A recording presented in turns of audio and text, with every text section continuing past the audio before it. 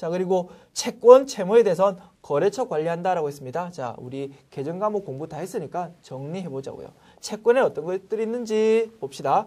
외상 매출금, 받을 어음, 미수금, 단기 대여금, 그리고 선급금, 가지급금, 임차보증금, 장기 대여금, 부도 어음과 수표 이런 것들이 있고요. 채무는 외상 매입금, 지급 어음, 미지급금, 단기 차입금, 선수금, 가수금, 임대보증금, 장기 차입금, 유동성 장기 부채 이런 것들이 있습니다. 자, 이 개정 과목 성격만 생각해 본다면 이게 채권인지 안 채권인지 자, 당연히 알 수 있다는 겁니다. 그런데 우리가 시험 칠 때 긴장해가지고 이거 채권인지 채무인지 잘 모르겠다. 근데 문제 보니까 뭔가 거래처로 입력할 만한 게 제시되고 있다. 그럼 뭐 그냥 입력하시면 됩니다. 거래처 입력해야 되는 채권 채무에 대해서 만일 거래처를 입력 안 했다. 그러면 감점될 수 있습니다. 근데 혹시 채권 채무가 아닌데 입력 안 해도 되는데 거래처를 입력했다. 그렇다고 감점 아니라는 겁니다. 그래도 감점 아니거든요. 아, 이거 잘 모르겠다. 그러면 입력하시면 됩니다. 됐죠? 이렇게 정리하면 스트레스가 훨씬 작아지겠죠? 오케이. 이렇게 정리하고 넘어갑시다. 그리고 거래처 입력 방법 이미 설명드렸습니다. 결론부터 말씀드리면 두 가지 방법이 있는데 별건 아니고 개정 과목 입력 때하고 똑같더라. 됐죠?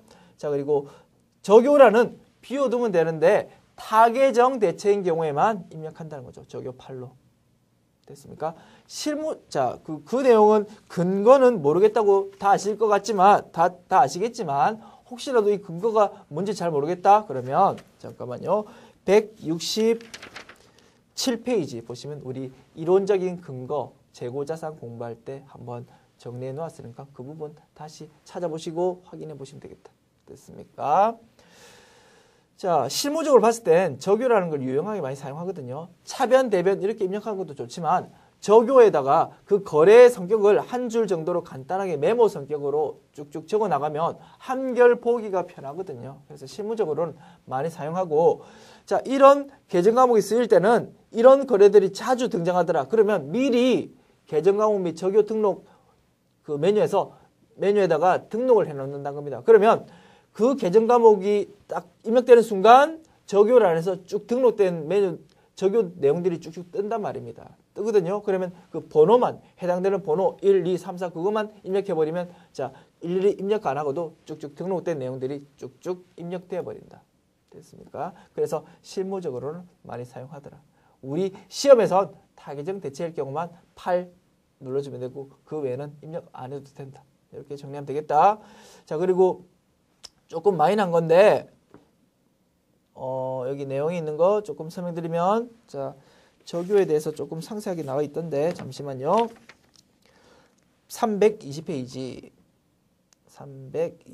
여기 있는 내용은 적요가 뜨는데 여기에 등록된 내용들은 개정 과목 및 적요 등록 메뉴에 등록된 내용이 뜨는데 개정 과목 및 적요 등록할 때 우리 기억나십니까? 자, 예를 들어서 여기 메뉴에서 우리가 외상 매출금 하고 있죠? 외상 매출금. 그러면 자, 당좌 자산에서 거스를 여기 두고 당좌 자산 해서 외상 매출금 찾아봅시다. 자, 여기 있는데 현금 적요라고 등록된 것도 있고 대체 적요라고 등록된 것도 있는데 자, 우리가 차변, 대변 구분 안에 3번, 4번 이렇게 입력할 때는 개정 과목에 대해서 외상 매출금 할 때 어떤 것만 대체 적요에 이렇게 등록된 것만 뜬다는 겁니다. 자, 우리 실제로도 확인해 볼까요?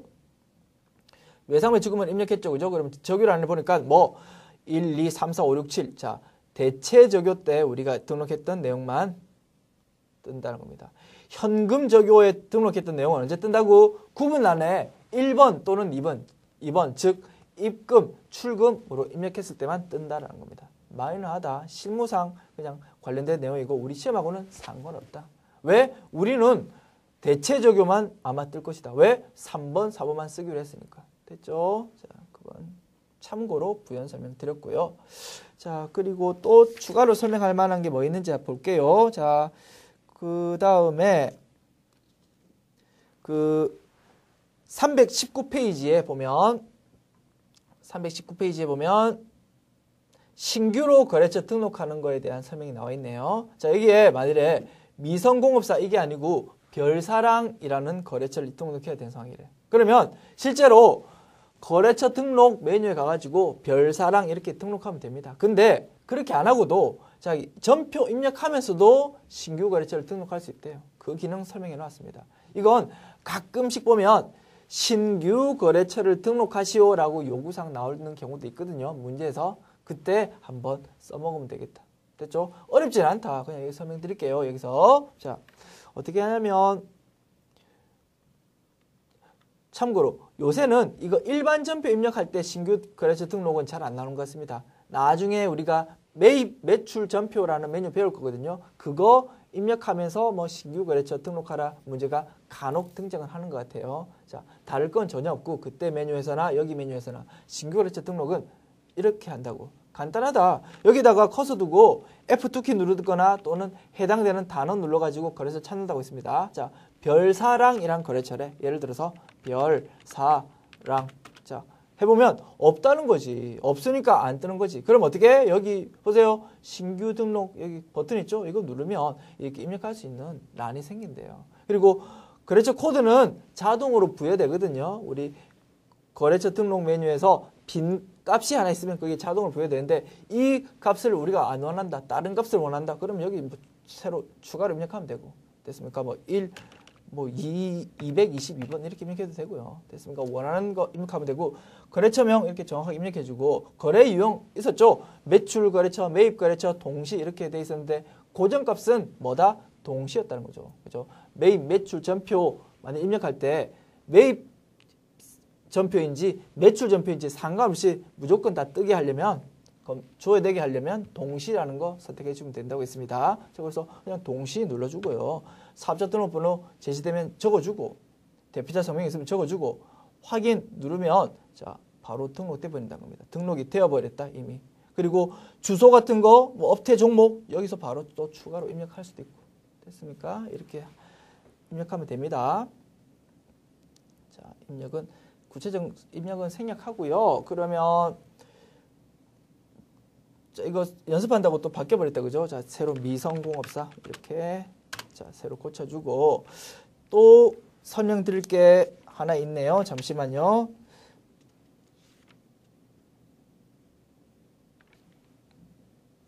자, 319페이지입니다. 319페이지.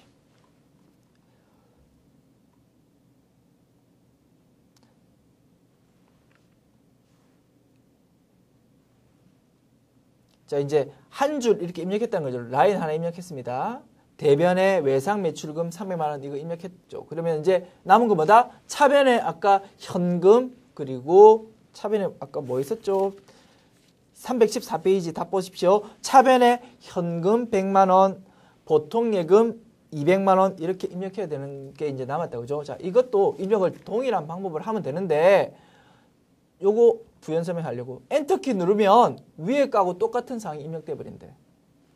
예를 들어서 이 커서가 이 상태에서 지금 이 상태에서 엔터키 누르면 뭐다? 대변이 그대로 입력돼 버릴 거라고. 됐습니까? 대변. 됐죠? 그런데 우린 차변을 입력할 거니까 여기서 3번 이렇게 입력해 주면 바뀌고. 됐습니까? 엔터키는 위에 라인하고 똑같은 사항이 입력돼 버린다. 그거 하나 알아두시면 편할 것 같고. 그리고 우리는 똑같은 사항으로 입력하는 걸 원치 않는다. 그러면 뭐다? 일일이 다른 내용으로 입력하거나 아니면 공란으로 만들고 싶다. 그럼 뭐다고? 스페이스바 누르면 된다고. 스페이스바. 됐습니까? 스페이스바 누르면 해당 란이 공란으로 바뀐다. 예를 들어서 저교 같은 거 이런 것들 때 많이 쓰이겠다. 그죠? 또는 거래처 같은 것도 많이 쓰이겠다. 왜? 엔터키 눌러버리면 미성공업사가 그대로 이렇게 입력돼 버리잖아. 보기 싫잖아요. 그죠? 그러면 이거 스페이스바 누르면 없어진다. 됐습니까? 자, 이렇게 하고 엔터키 누르면 똑같이 복사되는데 거래처만은 계정 과목은 엔터키 치면 그대로 위에 복사되는데 거래처는 엔터키 치더라도 이름만 복사가 되고 이 코드는 복사 안 되더라. 이건 프로그램상 특성에 따라 그런가 봐요. 뭐 그러면 만일에 거래처 똑같으면 그냥 여기 119 이렇게 입력하면 되지 뭐. 그죠? 뭐 외울 것도 아니고 그냥 프로그램상 특성이니까 뭐 그 정도는 알면 조금 더 좋겠다. 어쨌든 우리는 뭐 엔터키, 스페이스키 이런 거 사용하면 편하겠다는 겁니다. 됐습니까?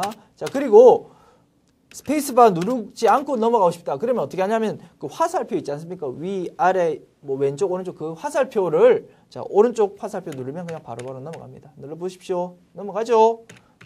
넘어간다. 그죠? 자 이렇게 해도 되고 편하신 대로 하시면 되겠습니다.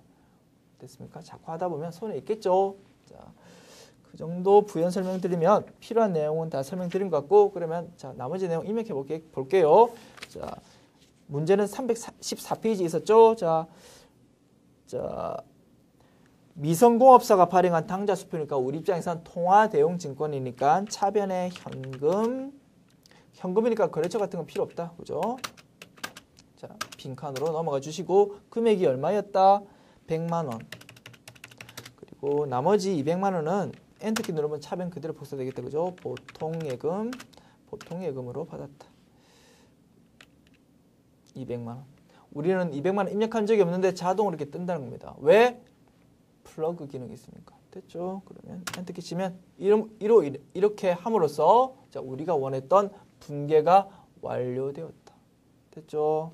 그러면 문제 하나 끝냈겠다. 자, 이런 식으로 이게 한 문항인데 우리 실기편 문제 2번에서는 한 문항당 3점씩 해가지고 6문항이 출제된답니다. 그래서 배점은 18점 되겠습니다. 됐죠?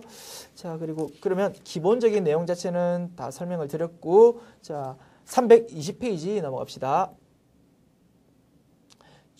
출금, 입금, 대체 전표 작성 사례 나와 있네요. 자, 잠시만요. 요거 하기 전에 우리 실기편에선 어떻게 출제되는지 구경이나 한번 해봅시다. 자, 601페이지 펴보십시오. 자, 이게 우리 제61회 실기편 실무시험 이렇게 나온 겁니다. 자, 여기서 문제 2번 우리 이제 공부하고 있다는 거죠. 이런 식으로 출제된대. 거래 자료가 6문항 나왔죠? 자, 제시되고 이걸 그냥 차변 대변으로 입력하시오라는 형태로 문제 출제된대. 근데 우리가 보고 싶어 하는 건 입력 시 유의사항 한번 읽어보려고. 우리 이미 이제 입력하는 방법에 대해서 설명드렸으니까 아하, 입력하는 원칙이 이런 건가 보다. 시험에서 요구하는 입력 원칙은 이런 건가 보다 한번 확인해 보려고. 첫 번째 점 뭐 있습니까? 일반적인 적요 입력은 생략하지만 타계정 대체 거래는 적요 번호를 선택하여 입력한다.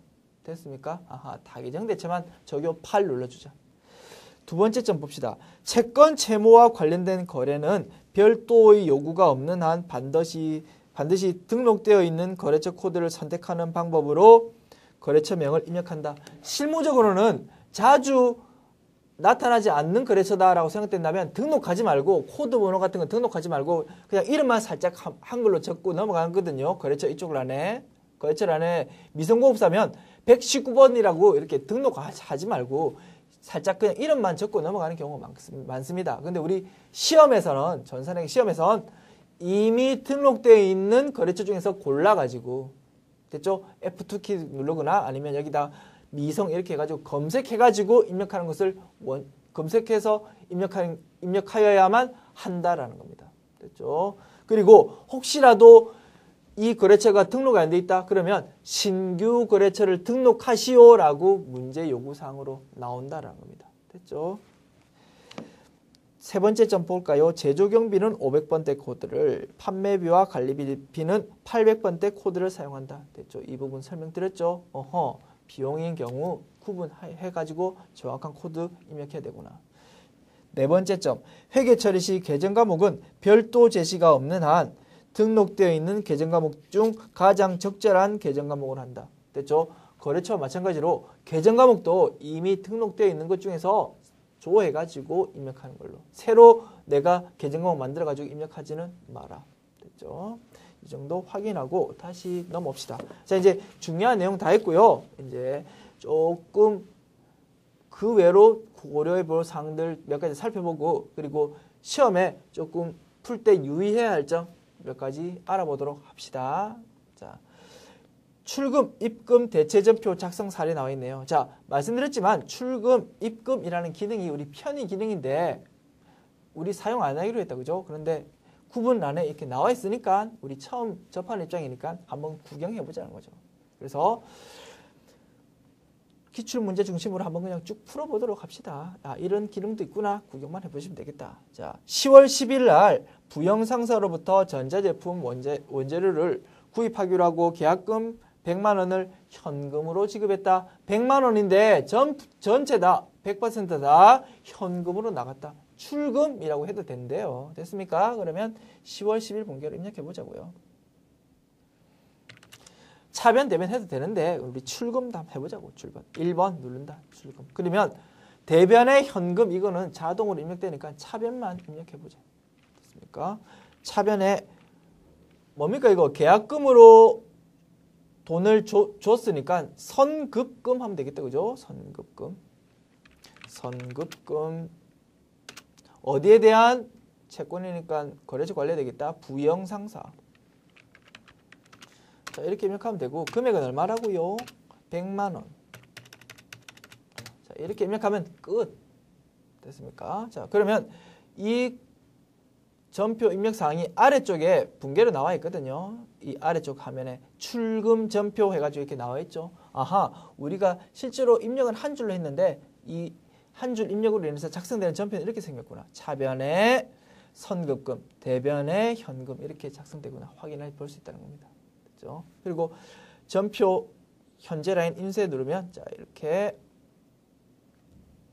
종이로도 뽑아볼 수 있고 다만 우리 2014년도 프로그램 내에서는 이렇게 출력 기능이 지원이 되는데 2015년도 프로그램 업데이트하니까 안 되네요. 뭐 그냥 그래서 그 이유 때문에 2014년도 프로그램을 열고 제가 한번 구경시켜 드렸습니다. 됐죠? 그냥 참고 삼아 보시면 되겠다.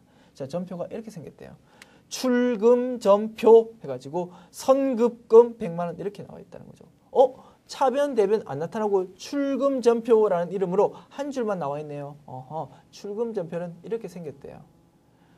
조금 더 보충 설명해드리면 과거에는 회계 프로그램 같은 게 없을 때는 전부 다 차변 대변 같은 게 있으면 이렇게 종이로 한 장 작성해가지고 전표는 하나의 글에 대해서 하나의 종이에 작성하는 것이라고 했습니다. 그리고 여러 개의 분계가 하나의 종이에 쭉쭉 날짜별로 나오는 걸 뭐라고 했습니까? 분계장이라고 했고 됐습니까? 그래서 전표 같은 경우 이렇게 종이에 이렇게 작성했대요. 과거에. 근데 그 전표의 종류가 크게 세 가지 있었대.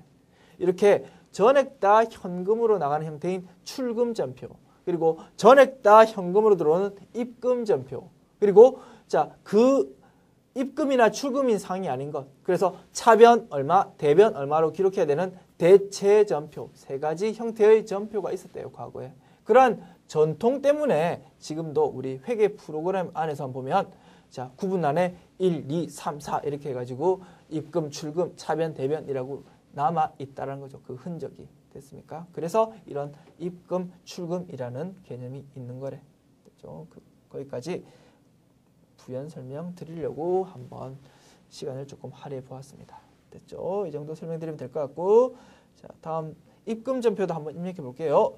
10월 11일 주당 액면가액 5,000원인 보통주를 증권시장에서 5,000주를 그러니까 액면가액 5,000원인 거를 5,000주 그죠? 현금으로 액면 발행하였다랍니다. 그러면 현금이 2,500만 원 들어오고요. 그리고 자본금으로 2,500만 원 기록해 주면 되겠다. 그죠? 차변의 현금, 대변의 자본금. 됐습니까? 그러면 10월 11일 분계로 한번 입력해 볼게요. 차변에 현금 기록할 필요가 있다 없다? 없다라고. 입금으로 만일 할 거면 자, 입금 2번 구분했다는 거죠. 그래서 대변만 입력하면 되겠다. 대변의 자본금 얼마요? 2,500만 원. 250000000 자, 이렇게 입력하면 끝. 그러면 이 분계 내용을 밑에서도 확인해 볼 수 있다. 아하, 라인 하나만 입력했는데 보니까 차변의 차변의 현금, 대변의 자본금 이렇게 입력되구나. 됐죠? 그리고 인쇄 한번 눌러보면 물론 2015년도는 구동 안 되는데 2014년도만 이렇게 나옵니다. 자, 2014년도 프로그램상 이렇게 출력 인쇄 버튼 눌러보면 이렇게 입금 전표 구경도 할 수 있다는 거죠. 됐습니까? 아하, 입금 전표라고 해가지고 한 줄만 쭉 나와 있네. 됐죠? 그리고 금액 해가지고 출금, 입금 이렇게 돼 있는데 여기서 입금 쪽에 이렇게 2,500만 원 기록돼 있다. 됐죠? 자, 그리고 대체전표. 자, 우리 차변 대변 이미 해봤지만 한 번만 더 해보자고요. 10월 12일에 파손된 영업팀 건물의 유리를 교체하고 대금 150만 원을 당좌 수표로 발행하여 지급하였다라고 되어 있네요. 그러면 차변의 수선비 그리고 대변의 당좌 예금하면 되겠다. 그죠? 당좌 수표 발행했으니까. 됐죠? 그러면 10월 12일 하고 차변의 수선비 차변의 수선비 여러 개 뜨는데 이거 어디에 관련된 거다? 영업팀이래. 그러면 800번 되지 뭐. 그죠? 800번 대 수선비 적고 금액을 150만 원. 적고 대변 4번 적고 뭘로 나갔다? 당좌 예금으로 나갔다. 당좌 예금. 자, 이렇게 입력하면 완료되겠다는 겁니다. 됐죠? 그리고 이 입력 내용을 아래에서도 확인해 볼 수 있다. 됐습니까? 하하, 차변의 수선비, 대변의 당좌 예금. 그리고 인쇄 버튼 한번 눌러보면 이번에 뭐다? 대체전표라는 이름으로 이렇게 인쇄된다. 그죠? 대체전표는 아까 입금, 출금에선 금액을 안에 이 제목이 뭐였습니까? 입금, 출금이라는 거였는데 대체전표는 뭐다? 차변, 대변으로 이제 나와 있다는 겁니다. 됐죠? 옛날에는 이렇게 종이로 전표 작성했었대요. 됐습니까? 자, 여기까지 하면 입금, 출금, 대체 전표에 대해서 한번 구경해 보았다는 겁니다. 자, 참고 여기 적혀 있는 내용이 뭐다? 아까 제가 말씀드렸던 내용이라고요. 우리 시험 칠 때는 자, 입금, 출금 이걸 입력 반드시 해야 되는 게 아니고 자, 현금으로 전액 다 들어오거나 나가는 경우라도 차변, 대변 이용해서 입력해도 자, 그 결과만 그 결과값만 동일하다면 전혀 상관없다. 됐습니까? 그래서 우리는 3번, 4번만 쓰기로 한다라고 정했다는 겁니다. 그렇죠? 그 내용이 여기 참고에 나와 있고 대차 차액만 이제 한번 설명해 드려볼게요. 대차 차액이 뭐냐면 우리가 실수로 이거 사례 한번 제가 입력해 볼까요? 323페이지입니다. 323페이지 사례를 한번 보면 11월 2일 입력돼 있네. 자, 11월 2일 이미 입력이 되어 있는 상황인가요? 자, 여기 금액이 약간 다르네. 자, 예를 들어서 여기에 사례하고 똑같이 고쳐볼게요. 자, 차변의 당좌 예금 150만 원 이렇게 되어 있네요. 150만 원 이렇게 되어 있고 대변도 당연히 150만 원 돼야 되는데 모르고 실수로 동그라미 하나 빼먹었나 봐. 150000 됐습니까? 이렇게 했나 봐. 그러면 대차 차액이 생기죠. 그죠? 대차 평균의 원리에 어긋난다는 거죠. 그 경우에 우리 프로그램에 이렇게 자동으로 알람 표시가 되는데요. 대차 차액 해가지고 빨간 글자 뜨죠? 135만 원. 그리고 여기도 빨간 글자 뜬다 그죠? 차액 해가지고 1350000. 자, 여기서 차액이 플러스죠 지금 그죠? 플러스 135만 원. 이건 뭐다? 차변이 크다, 대변이 크다? 차변이 크다라는 상황이고. 만일에 차변보다 대변이 큰 상황이다. 그러면 대차 차액이 마이너스로 나타납니다. 자, 한번 해볼까요? 이걸 15만 원으로 하고 그리고 이걸 150만 원으로 해볼게요. 자, 보세요. 마이너스로 뜬다. 됐죠? 그래서 대차 차익이 뜨면 뭔가 대차 안 맞구나. 근데 그게 플러스인지 마이너스인지 보면 이게 지금 현재 차변이 큰 상황인지 대변이 큰 상황인지 알 수도 있다. 유용할 거거든요. 앞으로 많이 쓰일 수 있거든요. 그래서 한번 알아두시면 편할 겁니다. 됐죠? 그래서 이거 지금 사례대로 한번 고쳐보면 1500000 그리고 150000 자, 이렇게 된 상황에서 이제 고쳐보자고. 자, 이 상태에서 우리가 모르고 실수를 감지하지 못하고 문 닫는다. 이제 종료하려고 하면 이런 멘트 같은데 차액 있는 데이터가 한 건 있습니다. 조회하시겠습니까? 그러면 당연히 조회해봐야지. 예, 누른다. 그러면 이렇게 차이 나는 게 뜬다고. 됐죠? 이러다 보니까 우리가 이론편에서 이런 거 문제 우리 다룬 적 있는데 기억나십니까? 시산표에서 발견할 수 있는 오류, 없는 오류 해가지고 정답 키워드는 뭐다? 계정 과목 같은 게 바뀐 거 이런 건 캐치 못하고 시산표 작성을 통해서 알아차릴 수 있는 오류는 대변과 차변과 대변 금액이 다른 경우만 캐치할 수 있다. 이런 문제 나오거든요. 간혹. 자, 그런 문제는 사실은 시대에 약간 뒤떨어진 문제라고 볼 수 있다. 이런 전산 환경 하에선 차변 대변 틀리려고 해도 틀릴 수가 없다는 거죠. 이렇게 문 닫기 전에 오류 있다라고 하는데 누가 오류 있는 상태에서 문 닫겠습니까? 그죠? 자, 그건 그냥 제 생각 말씀드린 거고. 자, 그러면 이 상태에서 고쳐야 되겠죠. 150000 누르면 되는데 조금 더 편할 수도 있다. 어떻게 하냐면 스페이스바 눌러보세요. 스페이스바 누른다. 그러면 자동으로 대차 차익 맞는 플러그 금액이 자동으로 입력된대요. 됐습니까? 스페이스바 키. 이런 상황에서 스페이스바 키 누르면 조금 더 편할 수도 있겠다. 됐습니까? 그리고 만일에 단순히 두 라인만 있는 분계가 아니고 세 개의 라인이 필요하다.